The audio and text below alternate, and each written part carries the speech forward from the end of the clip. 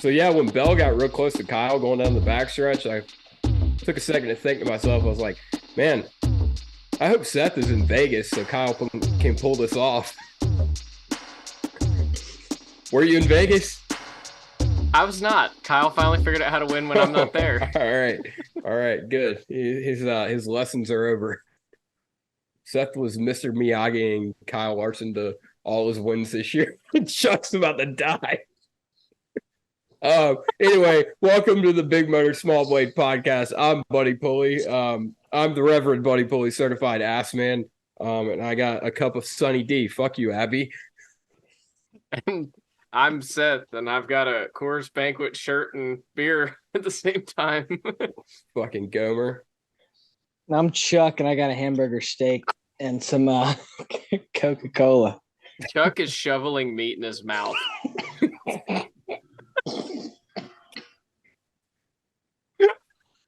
Okay. All right. Okay.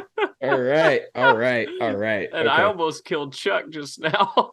Yeah. I think the goal is going to be to kill Chuck today. We don't have the heart to fire him.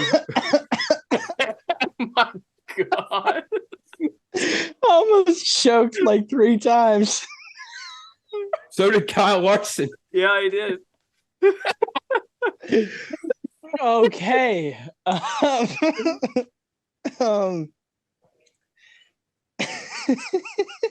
Okay. All right. Yeah. So I just want to start out by saying big win this weekend. Riley Herbst. Yeah, I knew you were gonna say that. Just fucking took him behind the woodshed. That's what you call an ass whooping right there. How about old Riley Herbst, man? I'm proud of a little buddy. Good for herpes.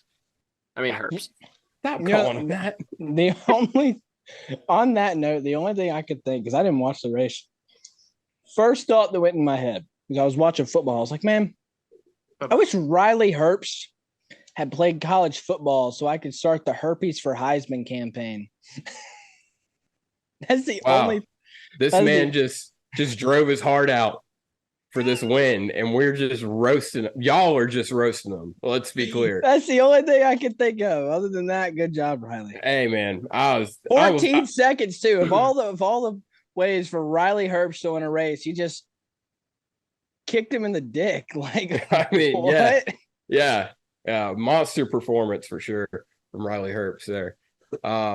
But yeah, just want to give a shout out to him because random. What was it? I picked him at Bristol, right? Randomly, maybe. Yeah. Yeah, and ever since then, I've been a Riley Herbst stan, and finally it worked out for him. So for 4 weeks, you've been a Riley Herbst stan. Well, it's been I don't even know how to describe it. All right, so buddy, okay, as a diehard Riley Herbst fan for many years, how does this make you feel, buddy? Okay, so like this whole season, really, I've kind of been looking at Herbst, and I see he's shown a lot of improvement. Everybody can see that he's gotten better, and he probably would have made the playoffs had he had not had 74 mechanical issues in a row, but. And so, like, I saw him making this progress. And, when a guy like that who has had a rough time and gets a lot of shit and he's actually making improvements and he's listening to the advice that's being given to him, you can't help but root for the guy, And it kind of reminds me of Bubba Wallace in a sense, because Bubba, caught a lot of flack for a lot of things. And you see him taking that advice and taking that criticism and applying it, and you're seeing results. And like I said, you just can't help but root for that. So fair. Yeah. I guess the comparison I would have for it and what it made me think of, and who knows how it'll pan out for him from here, but it reminds me a lot of Brandon Jones. Brandon Jones went a lot of years in really good cars, just not winning. And you knew he was a good guy. You could tell he's a good guy. He just didn't win. And he was there because he had sponsor money. And Riley's still here because he has sponsor money. And finally, he got a good car and everything went right for him. He took advantage of it. And the year after Brandon Jones got his first win, he won 3 races and contended for a championship. So maybe that's preview of Riley Herbst 2024 is championship contender Riley Herbst. Yeah, I wouldn't be surprised. Well, it seems like Stuart Haas has really hit their stride in Xfinity over the last month or two. It's about time they hit their stride in something. It kind of has to happen for Riley Herbst. Like if he doesn't blow up next year, it's like, okay, you need to get out. I mean, it doesn't. I don't know if he will though, because I don't think he will. I'm just I saying. don't think he will because this talks, you know. Yeah, I know. I'm just saying the sentiment should be if you don't blow up, then the jury's in. Like you suck. Yeah. He should honestly go into it with the same mindset that Briscoe went into 2020. Briscoe told himself he had to win like 8 races if he was going to have a career, and he won 9. I think Riley's proven enough and shown enough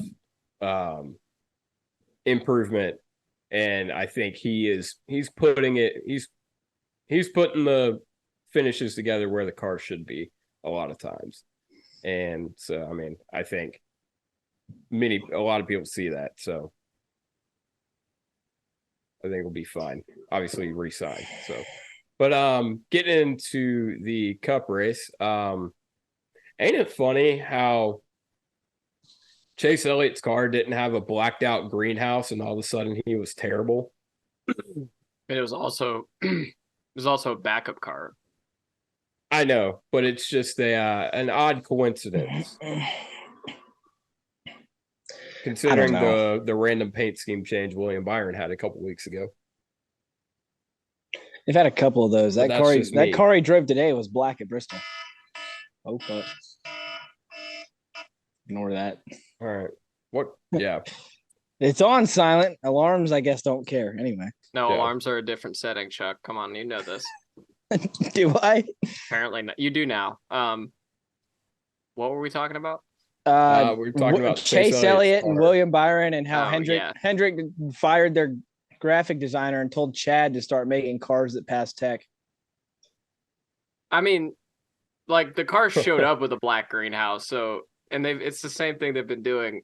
I understand you're just being a Chase Elliott hater, and I'm on board with this plan, but logically speaking, like they haven't been wrapping the cars fully for backup cars for a while now. They're the only team who hasn't been. Yeah, and I don't understand. Well, they rewrapped Kyle Larson's fully, but to be fair, they think they took it to the shop. They just went and grabbed another car from the shop. Is all they did there. They were like, screw it. It's 2 minutes down the road. Oh yeah, you weren't there Saturday. Yeah, they showed the car like on a rollback driving. Yeah, yes, I was. He's talking to me. Seth wasn't. I was like, never mind. Sorry. No, I mean I'm not even trying to be a Chase Elliott hater. I'm just saying it's just an odd coincidence that 2 cars from the same organization have kind of that same, I guess, narrative around them. But I don't know. It's something to pay attention to. I think the William Byron one is the one that gets me because, like that car, that one's definitely more. The car he drove today was black and gray at Bristol, and now it's just white. Yeah, that I don't get. And the Talladega thing, I don't know. I will never know on that one. Yeah, but I don't know. We're fast at Talladega, so it adds up. They were fat, yeah. It's just one of those things. It's like you're never gonna know about it, but I mean, make people aware of it. That's what happened with Kevin Harvick at Vegas. People became aware of it, and they penalized Kevin Harvick for it, even though it was selective on who they paid attention to. So, well, yeah, of course they're going to pay attention to the race winner. Well, I mean the internet. What year are we talking? 2018? 2018, yeah. Yeah, the year when the whole window thing happened, yeah. Yeah, we've talked about this before. Speaking of technical issues, Ryan Blaney had a shocking finish to the race, I guess you could say, or finish to inspection. Mm-hmm. Got disqualified for some illegal left rear. Front. I thought it was front. Maybe it is the left front shocks. Yeah. Nah, I don't know. Let me look. Yeah, you look that up. They were too long. Obviously, I big blow believe. for Blaney. He was. I don't know how many points he was above the cut line before that, but now He wasn't. He was going to be 56, minus. He was going to or be minus yeah. 17. He's now minus 56. Yeah. So that classifies as a must win. Yeah. Absolutely. Okay. Especially for a guy that's not historically good at either of the tracks we're going to. He has to win one of them. He is very good at Martinsville. And he almost won Homestead. Not since they twice. jumped in a next gen car. He's been terrible. I think he ran top 5 there in the fall last year. So I don't know what you're talking about. I'm pretty sure he finished. Didn't he finish second? No, that was Kyle. Oh, yeah. It might have been third or fourth. Second or third. Yeah. Okay. In comparison to the guys that he's has to beat, he has not been good enough at those tracks. That's what I'm trying to say. I said that in the round of 8 prediction I did on TikTok. Is he's good at these next 3 tracks. Obviously, it's before Vegas. He's good at these next 3 tracks. The problem is the majority of guys in the round of 8 are great at these next 3 tracks. I just want to clarify. I use the word terrible very loosely. He's not bad at any of them. He's just, in comparison to his competition, he's not good enough. Or it hasn't been. He can be, and it was a left front. Okay. So anyway, yeah, and I feel a little bit vindicated after Talladega now. Because they had a big shock in this race? No, it's literally just optics, dude. Don't take it so literally. Like the guy who beat Kevin when he got disqualified now got disqualified. That's all it is. It's don't take it so literal. Like if I'm Blaney and I'm that team, I really don't think it changes all that much for them. No, I think because they were going to be minus 17 anyway. And you look at the guys that are ahead of them on the cut line. Byron's plus, I want to say plus 11. So, and he's been really good. He's plus 11, right. And then the other 3 are plus 4, plus 3, minus 3. Okay, go ahead and read it off. Yeah. So William Byron is plus 11. Denny Hamlin's plus 4. Martin Truex is plus 3. Bell's minus 3. Reddick is minus 15. Busher minus 23. Blaney minus 458. Or whatever. Doesn't matter. So to finish what I was saying, they were going to be 7th in the standings anyway. And the 5 cars ahead of them that they had to beat have all been really good at the tracks we're going to. I don't think it changes much to them anyway. They kind of figured they had to win. Yeah. So now they're just, if there was any doubt, now there's none. Yeah, I mean, yeah, you said it right there. If I were them, I would just sell off next week, fuck that shit, and then just put all my effort in my Martinsville car. That's dumb. That's just they're not gonna win Homestead.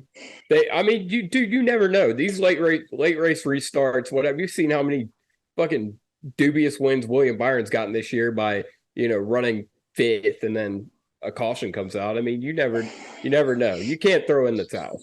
I mean, that's not throwing in the towel. I'm saying put your eggs into your best basket. You're already in a Hail Mary situation. You're in a Hail Mary situation, but you gotta give yourself at least some opportunity to pull 2 Hail Marys instead of 1. They were good there last year until he forgot how to shift coming off pit road. So, I mean, I don't know. I literally happened right in front of me. I was like, what's Blaney doing? What the Blaney doing? Yeah, basically. But I don't know. It's hard to say with Homestead because they've only run there once in this car. And that's now the only track left that we can say that about. That's like a regular, we've been going to it forever track. So there's not really much of a notebook other than Kyle Larson curbed something the field last year. So everybody else needs to do something different. So I don't really know what to expect from anybody at Homestead. So I think Kyle Larson's probably going to curb stomp everybody again next week. I mean, I think the Chevys and the Toyotas are going to be the definite ones to beat at Homestead. I think pretty much everybody you saw that was good today is probably going to be good at Homestead. Interchange a few guys as far as positions in the top 10. Getting into the actual race, what you guys think of this race? I thought this race kind of sucked. Okay. Like hard. All right. Chase, initial thoughts. Short version, I think 1.5 mile racing in this car is the most overrated product in motorsports. Okay. I didn't think it was fantastic. I don't think the 1.5 mile racing is overrated. I think it was properly rated until really the second half of this year. Well, no, because I mean Vegas wasn't too great. It was properly rated last year, and we saw flashes of last year this year. But I think yeah, now it's becoming evident that now that we figured the car out, 1.5 miles don't seem terribly different than what they were before, or anywhere else in this car. I still think they're better than They're better, but they're definitely better by a wide margin than the short tracks and the road courses. But it doesn't mean it's good. You still can't pass. Yeah. Hold on. Before you say anything, Seth, hold on. I want to guess the quote you're about to say. I'm going to say it in a little bit in a different cadence than you might.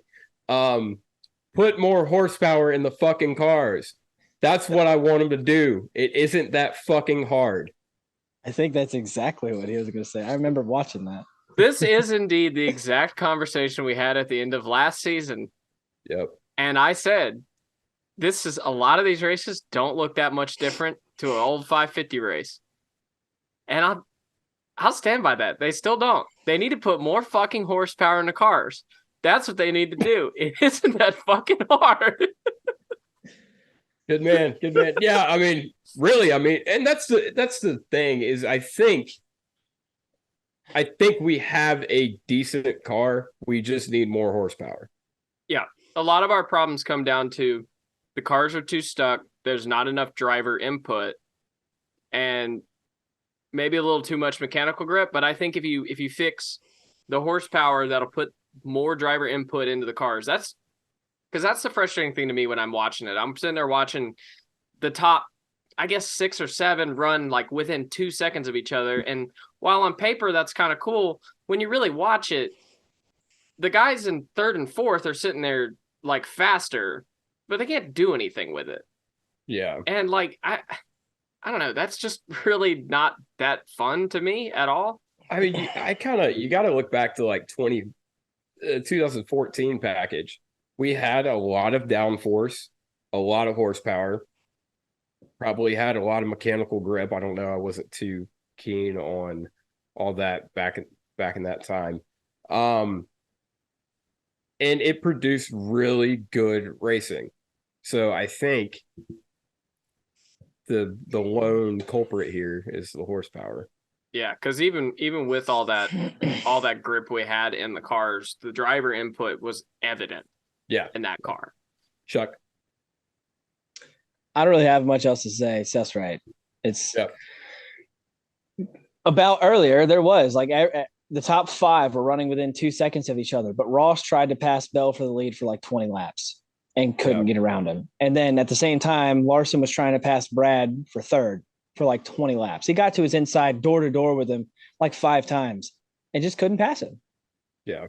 And when all you got to do is crack the throttle because they don't have enough horsepower, well, then it not only what it really comes down to is since there is not as much driver input, there's way less opportunity for error and for people to not make an error, which therefore all the cars end up being the same, and then you can't pass. I think one thing that NASCAR and maybe even we sometimes get stuck on is we want them to fix this, we want them to fix that, and I think it's more NASCAR than anything is they want to get a package that works everywhere. One, that's extremely hard to do. 2, this is constantly a moving target with the engineering that the teams have. Like, because I mean, a year ago the racing was great on mile and a halves, and there wasn't a whole lot you needed to do different other than maybe add some horsepower. But now, we have reverted back to the more pseudo super speedway 550 package type racing, and I think NASCAR, it just needs to be.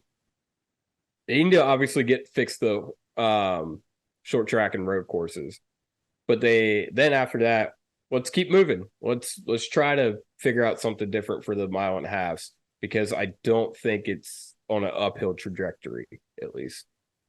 Well, and people, for a long time when we were messing with packages and stuff, people kept complaining about the, just it happens all the time. Why are we doing this, that, and the other?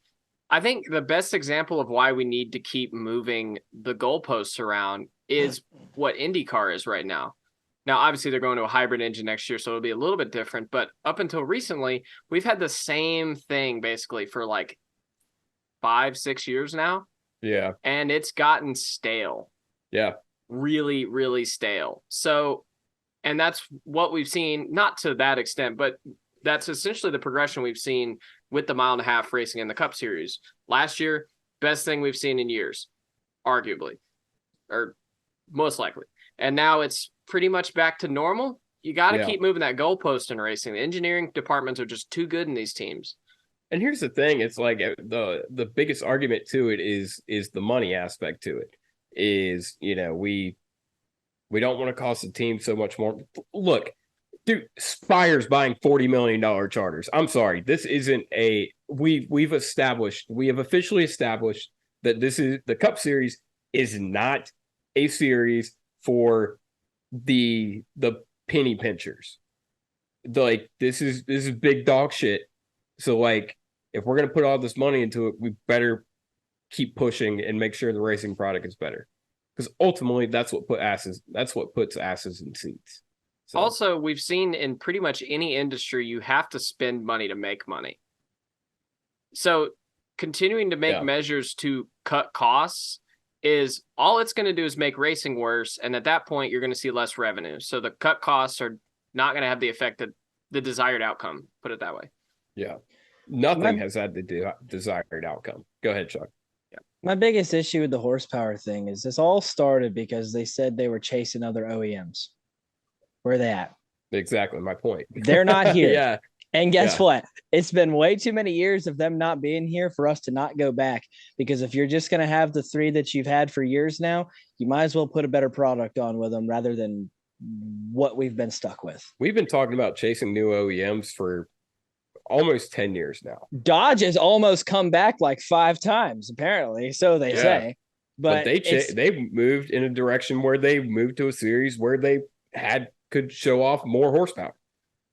It's not going to happen. Which is funny though, because the 3 manufacturers we have now are very evenly split, and Toyota's got less cars, but quality, they're always up front. It's very evenly split. What the 3 we have right now, you might as well just put on a great show with them rather than pandering for someone else to come along one day. We don't need it. Use what you have and showcase the talent. The concern though is that the current OEMs we have aren't interested in overdoing it. So that's the concern. So what you need to do in that case, and everyone's trying to move to hybridization. And these are apparently stock. The idea is that they are stock cars. So it's time to incorporate that into the Cup Series. And you can do that without ruining the sound of the cars. And you can do that with a lot of horsepower and add a whole shit ton of torque and make it a really great product with that. And that would entice the OEMs to stay, and it would probably entice some new ones to come in. Yeah, I mean, people get scared of hybrid. The thing people think hybrid, they think Priuses. We're not in 2010 anymore. Yeah. Like, I mean, hybrid, they could build some pretty badass hybrid race cars. Like, and they're not going to be full hybrid. They're never going to be. I mean, they won't be full hybrid for a very long time. Say hybrid, never. You mean they won't be electric? Yeah, or yes, you know what? Yeah, thank you. They won't be full electric for a very long time, but we need to start adding, electrical components, and which I mean we're talking about doing in the new motor that's allegedly coming, which is going to be pivotal. It's been coming and pivotal for a long time now, so we'll see. Hopefully, whenever it shows up, it's got like 900 horses in it. How are you going to stuff 900 horses in it? I don't know. We'll shove it doesn't even have to be that though. We gotta get it unfucking neutered. Yeah, I mean, unkempt and all the torque. They'll fit 900 horses in it the way they fit that giraffe on that bridge. Oh, that's no. All right. Anyway, that's a conversation. That's a big motor, small blade after dark conversation if I've ever heard one. Pretty dark. Yeah, no, I mean the horsepower we had right now would be okay if it just wasn't, if we didn't have the taper spacer. Yeah. So I don't know. And obviously, for the record, we do understand it's not as simple as just taking the tapered spacer off, but that's not really the point. I just wanted to say that. Yeah. What do you mean? You can't do that? You can't just go in the computer and change the number from whatever it is to 1,000? That ain't how it works. No, this is not how it works. You break into Hendrick Motorsports and try that and let me know. Dadgummit, Ricky, I thought that's how it worked. Okay. So other than that, I'm trying to think, did anything happen in this race that's of note that we need to talk about other than the obvious? I got one. What? Savar? It's been 2 months, Jeff Burton.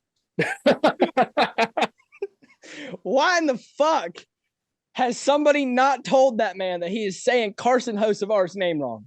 We're talking about Jeff Burton. He has been driving a cup car for damn near 2 months now. Has it been 2 months? I think it's it doesn't matter. It's been long enough. It's been long enough. He's standing next to 3 dudes up there in the booth with him that all say it right. Dale Jr. says it right. When he says there's a car in the wall, he follows it up with Hocevar. If Dale Jr. can say, "Oh, we got a car in the wall, it's Carson Hocevar," then Jeff Burton can say it too. I'm sorry I'm going on a rant, but it makes my skin itch every time I hear that shit.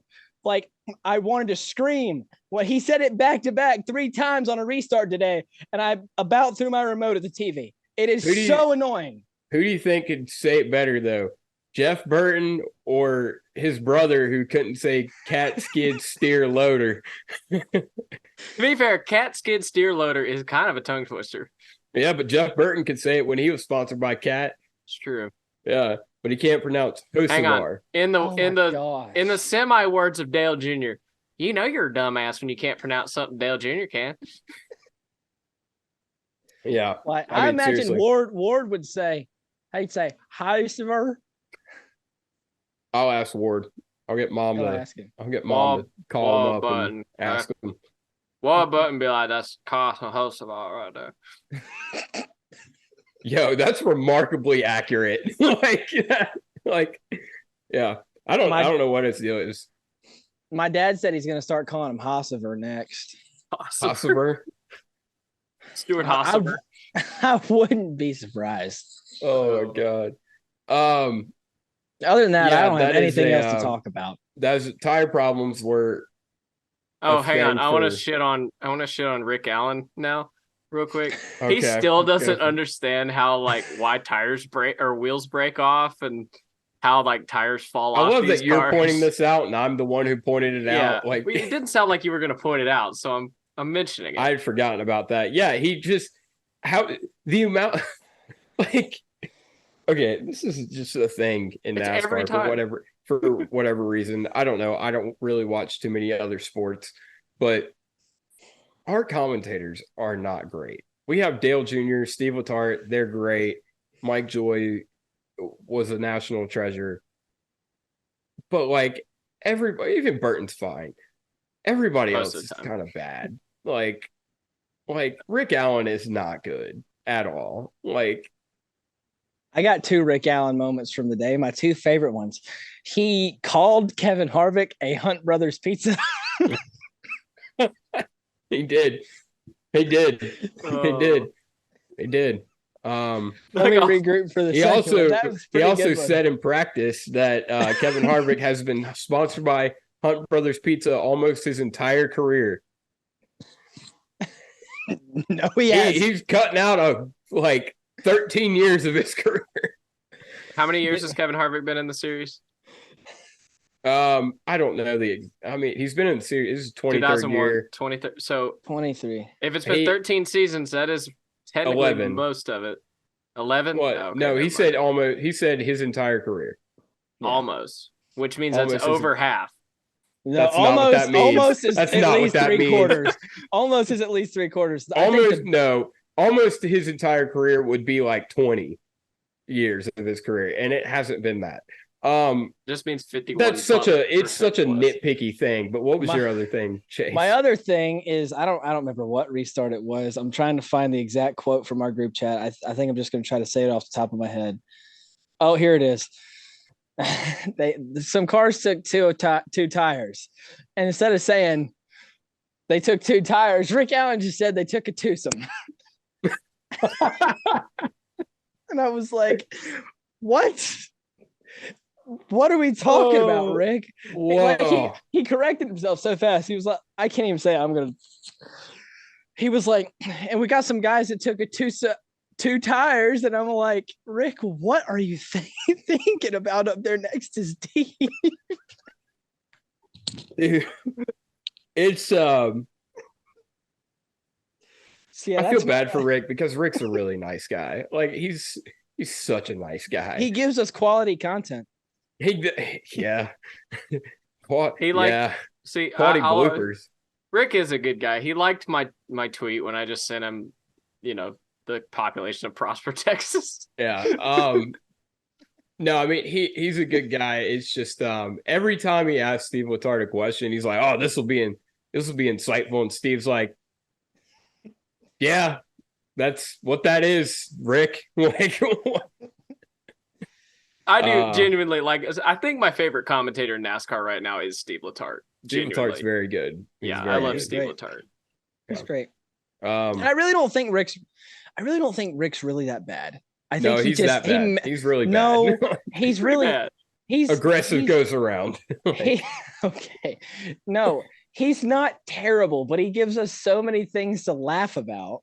Like to be fair to Rick, I think like in the big moments that have happened while Rick has been a commentator, I think he's done most of them really well. He's so underwhelming. His I just can't get behind his cadence. Harrison Burton did turn left at Texas that one time. He did. See, I guess to be fair, I don't mind his actual cadence. It's just like the things he says typically, but like I feel like his drawn out. Yeah, but I feel like his big moment calls are solid. I think his Ross Chastain Martinsville call last year was pretty good. He does take a look at what he did. He does the Chase Folsom thing where he says his point, but then like has to back it up by saying it again in a different way a couple of times. I do that. I definitely do that. Yeah, you do in fact do that. I will give him this. When something crazy or exciting happens, especially at the end of the race, give him a twosome. He might give him a twosome. No, you know about it. He gets excited. I am glad that even if he says something really dumb, he's at least excited about it. Because if you go back, and I know, no offense to Mike Joy, he's past his prime. If you go back and watch like any of the Fox broadcasts from like the past 3 years, they never get above this level of talking at the end of every race. They're just like talking the guy across the line. Like at least Rick gets excited. He's excited to be at work, whether he's doing a good job at it or not. Make room, Richard Petty and Dale Earnhardt. There's another 7-time champ. That's probably my favorite Rick Allen call. And you do make a good point in the pivotal moments. That's our phenomenal. He does a good job. Getting away from the you just made me hang on. You just made me think. So we're talking about commentators in general. So it made me think about the Daytona 500, of course. And everyone gave Clint Boyer shit for his lackluster call at the end when he goes, he got turned. I'll be honest. To be fair, That happens at every super speedway race, so it's not like surprising when it actually does happen. Yeah, that's true. Yep. Yeah. Yeah. That I've been that thinking was about the that for way correct too long. reaction to that. Yeah. So anyway. Yeah. Okay. All right. Moving away from that, Kyle Larson obviously won the race today. Yeah. So I'm going to try to lead this discussion as much as I can, and not let you guys get off on your Kyle Larson tangent you all like to do. I don't know why I'd get off on one of those. I don't. Yeah. I mean, dude. I mean, I get it. He's the greatest race car driver in the world, but like Seth, You're the one that says that. Seth, he's You your do say favorite that. driver, and then Chuck, you never failed to hop on the bandwagon with Seth there. So, What are you trying to say, buddy? What are you trying to say? Are you trying to pick a favorite driver for me? no, I'm not.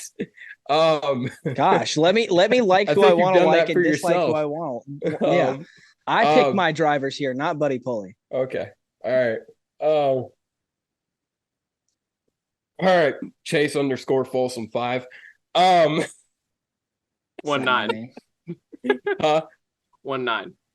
Oh, okay. Sorry. Yeah, it actually is 1-9. What are you talking about? Okay. Anyway.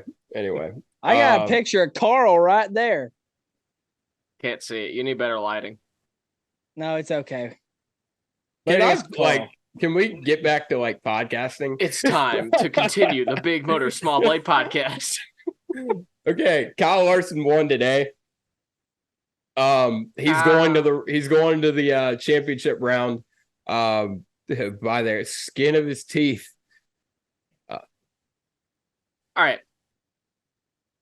I would love to shout out, and by shout out, you'll figure it out. The Reddit post-race thread, I understand Reddit hates Kyle Larson. I get it. He's a bad person, and like he wins all the time, and he drives for Hendrick, so like fuck that guy. But also at the same time, the amount of people who are just like, damn, I can't believe Christopher Bell didn't just completely junk his ass at the end of that race. I'm like, are y'all fucking kidding? And it wasn't just one or two. It was like there are a lot of these comments. I'm like, really? We're mad at people now that they don't fucking wreck the leader for the win? What fucking world do we live in now? Yeah, that's a pretty head ass take. I get it, dude. I get it. It's the championship. Here's the perfect example. People want drivers to do what it takes to win. It's what makes these moments in the sport so exciting. But there's a difference between wrecking a guy for a win and that being, all they can do and doing what it takes, or what Ross Chastain did. He found a way that didn't affect anyone else's race, and he made it happen. And the racer loved that. The wrecking a guy for the win that's not the way to do it. That's not what it takes. That's just being a dick. Like, so kudos. I'm not going to say kudos to Christopher Bell for not doing that, because that's the way it should be. Yeah, exactly. Yeah. Denny Hamlin would have wrecked him. I was about to ask, do we think if it was Denny and not Bell, would he have wrecked him? Denny Hamlin would have spun him. 100%. Denny Hamlin would have. I don't even. 100%. He's already shown it that he would. Yeah. But no, Kyle Larson, like I always say, he's the greatest race car driver in the world. He doesn't like to show it. We saw a certified Kyle Larson moment today. He about wrecked the damn thing. Thank God he didn't take my advice and spin it out and cause a caution, because that probably would have been more detrimental to his day than what actually happened. But he's going to the Final Four. He was kind of the one people had ticketed already going there. I don't know why. We've seen plenty of examples of like a driver that goes to the Final Four or doesn't go to the Final Four. So Kevin Harvick, in case anyone's listening to this and not watching it. So, I don't know why you had to move the camera. There's like 20 Kevin Harvick cars behind you. I would imagine it's actually 24. It's actually 48. Well, I meant directly behind you. Directly behind. Well, I was trying to get. I have the Bristol. I have the 2020 cars right here. So okay. Oh yeah, I see the one. Yeah. yeah. Never mind. I get it. Yes. But yeah, he obviously makes it. I don't buy this thing where you win the first race and you're like, it gives you like 78% more chance of winning the championship. Like people are trying to sell. Like, I mean, don't buy it. when else did Joey Logano come out last year and look like a dominant force except Phoenix? I mean, yeah, but here's the thing. I feel like there's a bigger gap to be gained for Joey Logano than Kyle Larson. I don't think. Also, Kyle was really good at Phoenix in the spring. They just had a few tweaks to make. So they're going to take that baseline setup, have 2 weeks of prep for it. I'm not saying it's going to happen because, like, I don't do that. But, like, it's probably good betting lines. I'll just tell you 3 of the last 5 years it's happened. That's pretty good odds. Yeah, and dude, Rick Allen also is sorry to get back on Rick Allen. He also informed us that that in 5 of the last 6 years, a guy who he said, I'm sorry, 3 of the last 6 years is what it was. The guy who won the first race of the round of 8 that was in the playoffs advanced to the final 4. That's pretty crazy. 3 of the last 6 years. 3 of the last 6 years, a guy in the playoffs that has won the first race of the round of 8 has advanced to the final 4. It's not what he meant to say, but he meant to say what I just said, which was 3 of the last 5 years that guy won the championship. Yeah, but so only twice has a non-playoff guy won that race. That was he fucked up, Seth. That's what we're saying. You know what the crazy part is about those 3 examples in the past 5 years? 2 of them are Joey Logano, and the other one is Kyle Larson. Okay, well, this is a point I was going to make. In Joey Logano, in those years, there was a large discrepancy between the 3 guys he was going up against and himself. And I don't know about last year. As far as the season performance, yes. Yeah. Not in the win column. Everything else. Yeah. Okay. There's more to gain, and there's more. They needed that more time. Whereas you see guys that are consistently up front and winning races, and they get in, it doesn't have that much of effect because it's status quo for them. I guess. So you're saying if you're not good enough, 2 weeks of prep time will make you a world beater, but if you are good enough, 2 weeks of prep time won't do much. I don't understand the point you're trying to make here. I think he's trying to say people that consistently run up front all the time anyway, the 2 weeks prep doesn't matter because they're going to do the same thing they would otherwise. Yes. I understand what you're saying. Your point. I understand what you're saying. I just think I think the difference is that even if they put most of their effort into Phoenix, I think they could still come out and win Homestead or Martinsville or both. I hope they don't because I don't want them to go into Phoenix on a 3-race win streak, but they certainly could because the 5 team is just that good. Kyle is fucking sporadic. And also 5 of his DNFs this year are super speedway races. Yeah. Either way, I still don't entirely buy the narrative. I will say the year that Kyle did it, that is very flawed. He did it, but he was also the worst car of the 4 that day. Yeah. Yes. But they've been better. They've been better at Phoenix in the next gen era. I'll put it like this. I don't know why it's the case that it's the way it is, but it seems to me the worse you are compared to the other 4, the more time you need to be competitive. And it maybe just so happens that they've come out and been just ass ass whoopings. See, And even Joey's in 18 wasn't an ass whooping by any means. I think it's different now. I think it's different now because back then everyone had they had a hand in every piece of the car when they were building it's hard to compare. We've had 1 year. Exactly. So ultimately, it's all just speculation. I do think the way it is currently, you are more likely to get an advantage with 2 weeks because all you're doing is taking the pieces that already exist and trying to maximize them. You're not sitting there building new parts or putting together your own parts onto a car. I feel like that's just it feels different to me because it's already set up and then you just have to go in and tweak the shit out of it. Yeah, but you also go back to those years where they had parts on the shelf that they knew were better, and they were just waiting on the shelf to be put on a car. And, but yeah, I mean, like you said, it's all speculation. I think I think to say Kyle Larson's the favorite, I've kind of grown annoyed with picking a favorite because you never know what's going to happen in this shit. But I think you'd be hard pressed to find anyone better.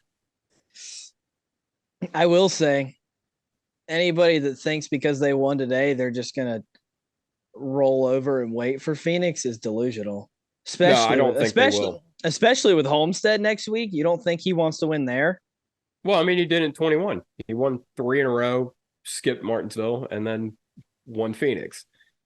I mean, I think he could easily do this. I think he could win Homestead next week. He'll probably run good at Martinsville, and then whatever happens at Phoenix happens at Phoenix. They're not going to roll over because it makes it that much harder on the competition because you take away, if we are going with this narrative that ample time to prepare makes you better at Phoenix. If Kyle Larson wins at Homestead, then no one has ample time to compare because they got to worry about Martinsville. So yeah, I mean, if I absolutely go out and fucking kick their teeth in at Homestead. I will say, I thought he was going to give it away. Well, yeah. I mean, yeah, his car definitely wasn't there at the end. Well, not just because I was sitting there watching, and Bell was running the top, and he kept running the bottom in 3 and 4, and I kept thinking that's not going to work. It's not going to work. He keeps losing time. That's not going to work. And then when he went into 3 on the last lap and Todd went to the bottom, it literally looked like he drove the car off into no man's land. And I thought he was going to hit the wall. He just drifted up. Block. He was trying to take the air off of Bell's nose. He just drifted up the track, and I thought he was about to fence it, and Bell was going to drive by him. And I was like, oh boy, this is about to get ugly. And then he didn't. He just kind of parked it right in front of him. It worked, whatever he did. I mean, he didn't necessarily, if he would have parked it, then I don't not literally, but he was headed for the wall. Yeah, well, for sure. I think he mission accomplished. He took the air off Bell's nose, and I think that's what he was going for. I think he would have obviously couldn't follow Todd in there, so his next best option was just take the air off, and it worked, and he obviously won the race. And also, I mean, we saw that car was not, over a long run, it was not better than the 20. Yeah. That was apparent all day. Yeah. So it was just a matter of timing that he was there. I mean, and here's the thing. Doesn't matter. You win by an inch or a mile. You win by a car length or 14 seconds. You won the race. You're going on to the next round. Vegas, or not Vegas, Homestead. Who do you think is going to be good? Not picks, but who do you think is going to be good? I think Kyle Larson's going to be pretty good. Probably. I think Tyler Reddick's going to be pretty good. Yeah. I keep wanting to say Martin Truex at some race is going to show up, but I'm starting to think it's not going to happen. I mean, and he got a top 10 today, finally. His first top 10 of the playoffs. But he ran 20th all day. I mean, they weren't good. Like they today was a prime example. They haven't executed, and they haven't had a lot of speed. They had more speed today, but God bless America. They did everything to shoot themselves in the foot today. Yeah. I will just go out there and say that he will be good next week because he was not good. Well, he was decent, but he wasn't really good anywhere last year. And at Homestead, he was. And if it wasn't for Tyler Reddick wrecking himself last year, he would have beat Larson last year at Homestead. And then he got blinded by the light and Kyle wrecked him on pit road by accident. Yeah. But they were really fast. And if it's now or never, if he doesn't turn it around next week, I don't think they're turning it around at Martinsville. I don't think it's just going to all of a sudden they show up at Martinsville and, oh, surprise, we're back. 2 races left. I mean, they don't need to. Gibbs is historically good at Martinsville, though, so I don't see why that's – and so is Martin Truex, so I don't see why that's completely off the table. Well, he's not – he's +3 to the cut line. It's not like he's below the cut line by 15 points. He's got to go out and – Yeah, the problem is we keep talking about Martin Truex like he's in Ryan Blaney's position. And I don't mean Ryan Blaney's position currently. I mean the way it was before he got DQ'd. Like, we keep talking about him like he's -15, -20. Dude's plus. Yeah. So, like, and I understand why. Obviously, regular season title and all this, but it's not over. They could run top 5. They don't even have to win. They could just run top 5 the next 2 weeks or top 10 or whatever. You know, everyone else has issues or whatever and be fine. I don't think they're favorites to win the title right now, though. I think the thing is it took – he wasn't even close to missing at Bristol, really. It's a little bit closer to missing at the Roval. It went from, it took all 3 races for him to even remotely be in a position to think about missing, even with the terrible finishes he's had. He had an okay day today, and he's +3 to the cut line.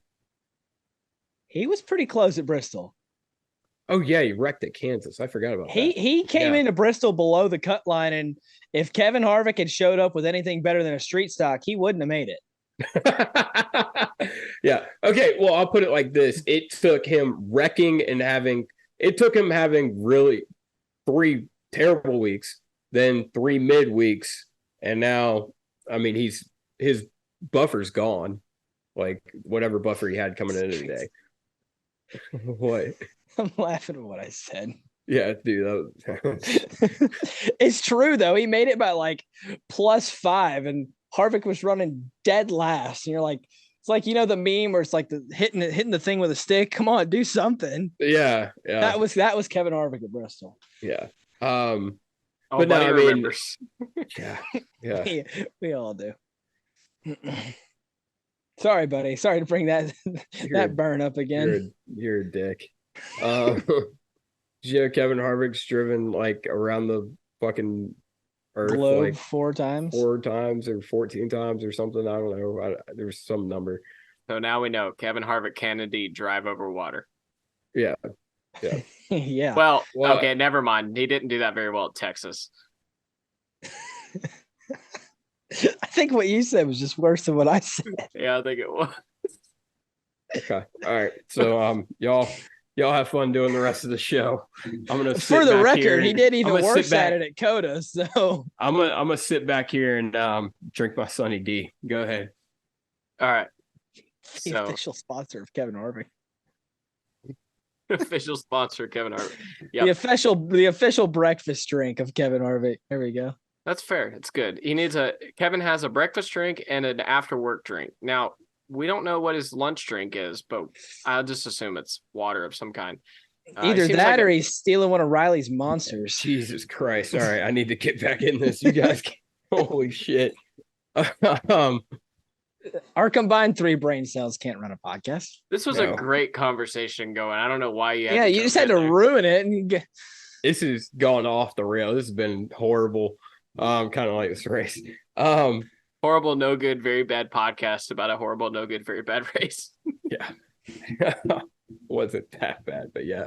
I don't think Kyle Larson's won a great race all season. In fact, he hasn't. No, he has not. No. Darlington's the best race he's won. Xfinity race was pretty damn good. Oh, yeah, that was pretty good. Yeah. He hasn't won a great cup race all season. Okay, the Wilkesboro truck race wasn't bad either. It wasn't bad, but it wasn't great. Well, it was great from like third on back. Why are we talking about a truck race from fucking 5 months ago? Because it was fun, and I was there, and I had fun. Okay. And so was Chuck, and you. We were all there. It was fun. Yeah. I got hammered and called Todd Gillen hot to his You face. did? That did happen. All right.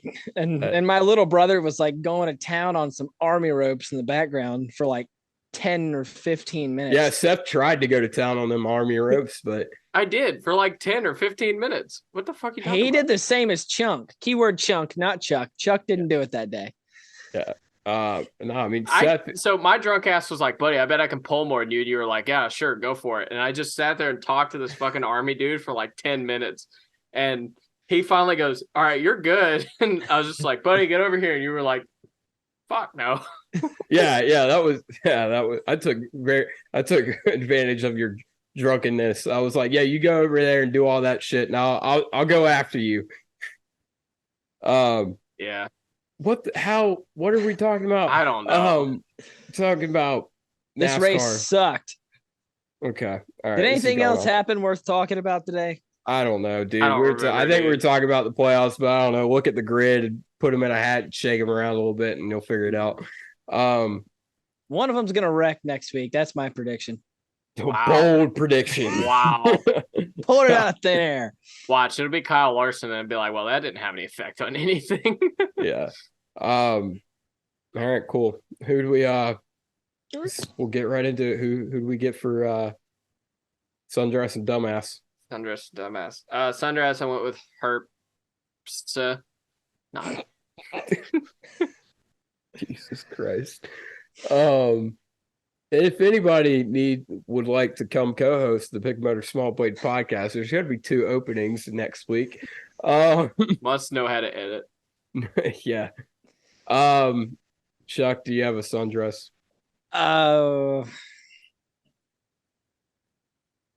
Brad Keselowski. He was fast today. Brian Keselowski? Brad. I said Brad. I swear to God, you said Brian. Definitely said Brad. Brad was really good today. He surprised me. So I'll give it to old Darb. Why are you still surprised by any RFK car right now? Because I was surprised that he had like the 3rd best car on a mile and a half. He didn't really have the 3rd best car. He was just he ran there all day. So that's fair. Anyway. My Sundress is also Riley Herbst. GG. I didn't know we could do duplicates, or I would have done a Riley Herbst too. Good job. You can, but like it's encouraged not to. Buddy just doesn't care. I'll go first for dumbass. All right. Okay. Jeff fucking Burton. All right, that's fair. Host of VAR. Get it in your brain. I'm gonna call the car store and be like, "Hey, next time you see Chase Folsom on your media availability." Don't do that. I'm not gonna do. Oh yeah. You do media for Car Store. He kind of owns that. Like, I would. look, yeah. He's not bad. It just oh my God, just say his name right. Jeff's a good dude. So if you do see him, just be like, my guy, it's pronounced Hosevar. Yeah, but I think legally it's Hosevar until proven otherwise for you. Speaking of Hosevar, he got him a cup ride. That he did. He did. It was the worst kept secret in NASCAR for 5 months. It was the worst kept secret in NASCAR. You say that like any secrets in NASCAR are well kept. Right? To fucking what's maybe a little bit better than that one. Justin Haley going to Rick Ware. That was a pretty well kept secret. Okay, yeah, they had just made that deal though. Yeah. Anyway, dumbass. Seth, who you have for dumbass? 12 team. Because I couldn't think of anything else. Okay. I don't know. They're pushing the limits. They know what they got to do. I'm not gonna fault them too much for that. But all right, I rescind. NASCAR. No, I'm kidding. Hey, if you go on Reddit, they'll tell you Christopher Bell's the dumbass for not wrecking Kyle Larson. That's okay. Never mind. There we go. Reddit. There we go. I got my dumbass. Kyle Larson. For almost giving it away and wrecking the damn thing off of turn 2. Yeah. That's my dumbass of the week right there. Oh, wait. And all the Riley Reid stands in the world. Or Ryan Reid. Who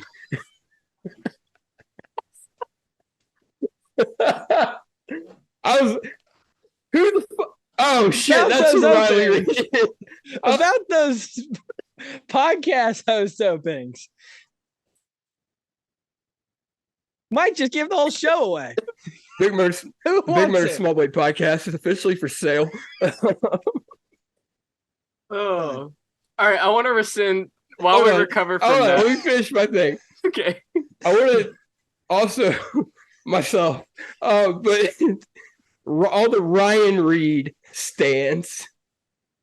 Because what the fuck has that dude ever done to deserve another chance at an Xfinity ride? But everyone was talking about how it's like so great to see Ryan Reed back. You got to give me that one. Ryan Reed was in the race and fucking Riley Herbst won it. Like, you got to admit, Ryan Reed and Riley Herbst really take it good. Anyway, I would like to rescind way my to force one there, Seth. Yeah, just like never mind. Hey, somebody in this conversation has experience with a certain something that Rick Allen said on TV today. Is all I'm gonna What the fuck are you talking about? Seth, go talk before I would like to rescind my sundress. My sundress is Kyle Larson, not for winning the race. That's expected. For passing his Indy 500 orientation, rookie orientation. Let's give a round of applause for Cal. Oh, you're calling him a sundress. I thought you were calling him a dumbass. No, I said I would like to rescind my sundress. You dumbass. Why'd you pass your rookie orientation? Yeah. So anyway, we will officially see Kyle Larson go for the double. He still has to qualify, obviously, because, there's no charters in IndyCar. Yeah. Well, Roger Penske, he might. He wanted him back in the day. I wouldn't be surprised if he decides to pull that out of his ass too. Well, considering his cars aren't in any it would be real shocking. I know. Considering his cars aren't in any real danger of missing the show, I don't think he has any. Will Power damn sure almost did. I mean, fuck it. We'll talk about IndyCar while we're at it. Joseph literally won the race, though. So. No, I mean, anyway, doesn't matter. Yeah, they go to Indy next year, and Joseph's like on. Dude, they need to try on bump day, and breaking news! 3 hours before Indy 500 qualifying, there's charters now.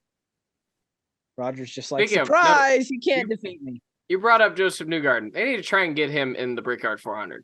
That'd be They need to try to get him in the Bristol night race when we get the cars better. Through that, they need to get him in the Iowa Cup race. See if anybody can beat the dude. That'd be a great idea, actually. Yeah. Shit. Call him up, Roger. Get him in the 33 car. Is Roger Penske in your room right now? Like, yeah, he's right over there. Old ass. Chase looks off camera into the corner of his room as if Roger Penske's sitting in a chair. Anyway, what do we do next on the show? Picks. Okay, picks. All right, shout outs to Chuck. He had to get a mulligan to do it, but he did indeed pick AJ Allmendinger to win the Roval. So congrats. You don't get any points, but congrats. Wait, how did I get a mulligan to do it? Because you said Busher first, and then you backed up immediately. Like, no, I meant AJ. Yeah, I couldn't think of the dude's name. Whatever. Actually, you're welcome because I overruled Seth's ruling on that. Yeah, I didn't want you to get it. But shout out to me. I'm smart. I'm the sundress, really. Sorry that I wasn't here to take in all my glory because I was passing out last week. Oh, your poor baby was twice. Who would you have picked? He's gonna say Kyle Larson. Denny. Yeah, I was about to say Chuck's pretty honest with his picks. He's not. No, I'm kidding. Yeah. I picked Tyler Reddick, who finished one spot behind Seth's pick. Which was? William Byron. There you go, Seth. Where did Denny finish today? I'm so pissed off. If I would have just gone first last week. If you'd have picked Byron, I would have picked Kyle Larson. No, okay. Denny finished 9th. I guess I still would have won. Okay, so we're going to Homestead. We are. Who are we picking? Well, I guess we're not, or I'm not, but. What do you mean you're not? I'm not going to Homestead. Oh, yeah, none of us are going to Homestead. Yeah. If the airport was closer, hold on. I would. Hold on, let's talk about this for a minute. This has no weight to it at all, but I was going to go to Homestead, And then I decide, actually, no, I'm gonna be smart with my money. I'm not gonna go to Homestead. Officially rule it out. The next day they announced the Homestead race will now be called the Forever 400. Fuck me. No. Why not? Anyway, so go ahead with our picks for Homestead. I won't answer that. You whine every time that I pick first and I pick your guys. So you go first, buddy. You go first. I don't buddy. know who I have for no fuck's clue. sakes. Kyle Larson. Okay. Denny Hamlin. That's what I was going to pick anyway. So, Charles. The guy I want to say. Nope, not saying that. I don't know.